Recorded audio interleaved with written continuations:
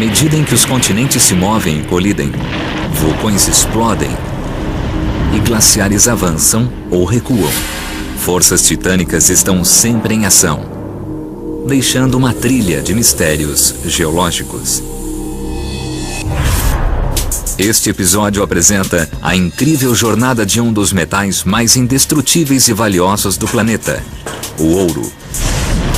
Tudo começou no espaço.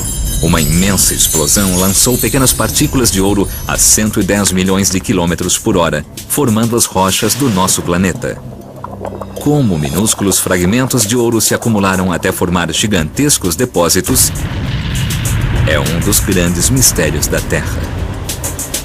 Para encontrar a resposta, os geólogos garimpam antigos leitos de rios, procurando velhos tesouros ocultos acima e abaixo do solo, investigando estranhas maravilhas naturais e encontrando pistas que, por fim, revelarão como nasceu nosso planeta.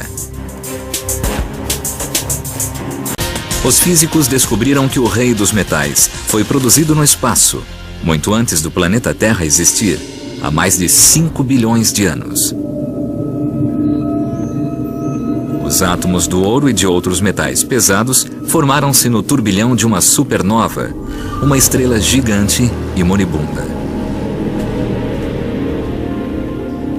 Quando explodiu, ondas de choque espalharam minúsculas partículas de ouro pelo universo a 110 milhões de quilômetros por hora, dispersando-as pelo sistema solar primitivo.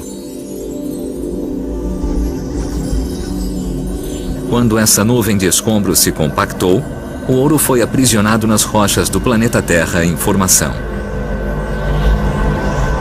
Dispersos e inativos, até hoje, os depósitos de ouro da Terra são partículas pequenas e isoladas nas rochas. É irônico, mas o ouro está por toda parte, na terra do nosso quintal, nas pedras dos leitos dos rios. Mas o problema é que está em quantidades muito pequenas. Nessas pedras, a proporção pode ser de 1 parte por bilhão. É como encontrar somente 1 grão de areia em uma piscina olímpica. Os raros depósitos grandes de ouro estão concentrados em alguns poucos lugares muito especiais do mundo. Os maiores estão no sul da Austrália, na China, na África do Sul, no Peru e no oeste dos Estados Unidos. É tarefa dos geólogos descobrir onde e por que a Terra acumula ouro em quantidade suficiente para ser minerado. Os pioneiros suspeitavam que os rios traziam o ouro de uma fonte em algum lugar nas montanhas, o filão principal. Mas na saga para descobrir a origem do ouro, os geólogos desceriam até as profundezas da Terra e enfrentariam algumas das forças mais destrutivas do planeta.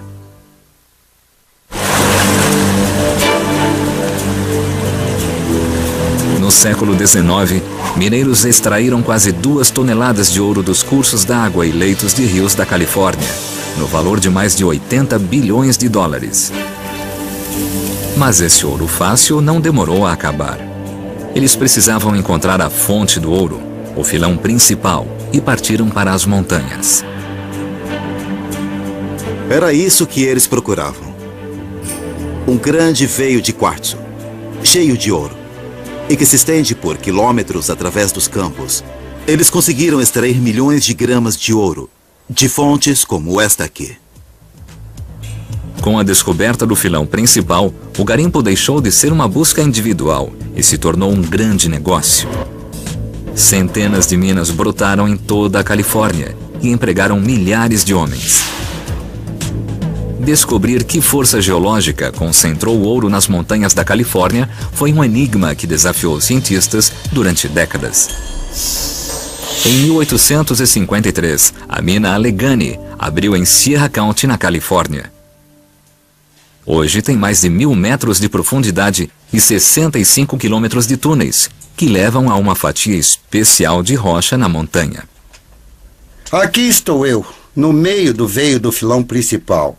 Deve ter cerca de 12 metros de espessura e 800 metros de profundidade. Este é o veio de quartzo contendo ouro que os mineiros procuravam. O quartzo se forma a partir de um líquido que, quando se solidifica, de algum modo prende pedaços de ouro em seu interior. Está cheio de ouro. Se quebrarmos esse veio de quartzo agora, veremos pequenas quantidades de ouro dentro do quartzo. É uma incrível peça de quartzo. Podemos ver o ouro dentro dele. É muito brilhante, cintila. Existem pistas de como o ouro foi parar dentro do quartzo que foi depositado com o ouro. Pequenas bolhas de fluido estão presas dentro do quartzo. São vestígios de um curso d'água e de minerais que outrora geraram esse veio. A análise dessas bolhas de fluido revelou as condições extremas que criaram a jazida de ouro.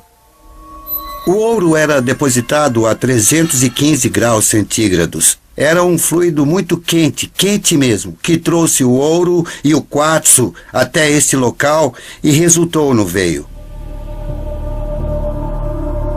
Mas ninguém sabia que força motriz criava esse fluido quente que transportava o ouro.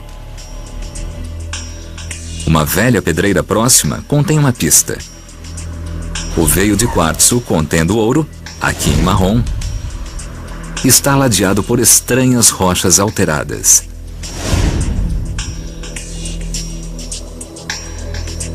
Quando os pioneiros viram essas rochas, ficaram muito animados. Sabiam que estavam chegando perto da fonte do ouro. Viram que as rochas tinham mudado de cor e então chegaram ao filão principal, ao veio de quartzo, a fonte do minério de ouro. O veio de quartzo está comprimido entre essas rochas alteradas. E olhando para essas pedras, vemos que estão deformadas, estão levantadas, partidas, dobradas. Os veios se estendem por centenas de quilômetros do norte para o sul.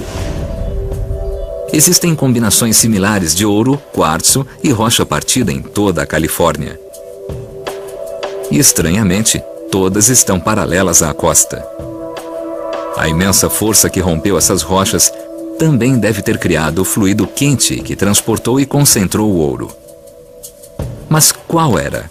Os geólogos finalmente resolveram um mistério na década de 50, quando a revolucionária teoria das placas tectônicas esclareceu como as montanhas da Califórnia se formaram. Eles descobriram que, sob o Oceano Pacífico, uma gigantesca placa da crosta terrestre se moveu para o leste e avançou para dentro do continente americano, afundando grandes porções do leito oceânico.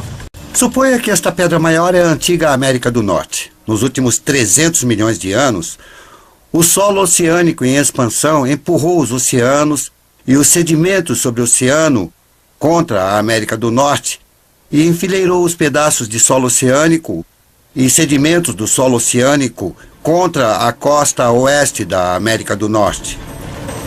A Califórnia foi empurrada sobre as ondas. Uma extensão montanhosa de rochas esmagadas e sublevadas, separadas por grandes fissuras que se aprofundavam na crosta, criando um terreno composto de gigantescas lajes enfileiradas ao lado da costa. Esse processo de construção de montanhas também teve o poder de criar um fluido incandescente. Rochas subterrâneas foram esmagadas por uma pressão descomunal. Superaquecidas, comprimiram esse líquido de 315 graus. Como a água de alguns rios, esse fluido canalizado tinha a capacidade de concentrar o ouro disperso. Ao correr pela rocha, o fluido absorvia partículas de ouro, criando uma densa sopa mineral. Esse líquido penetrou as fissuras, que o levaram até a superfície. Quando o fluido esfriou, o ouro coagulou e o quartzo se cristalizou, formando um veio sólido rico em ouro.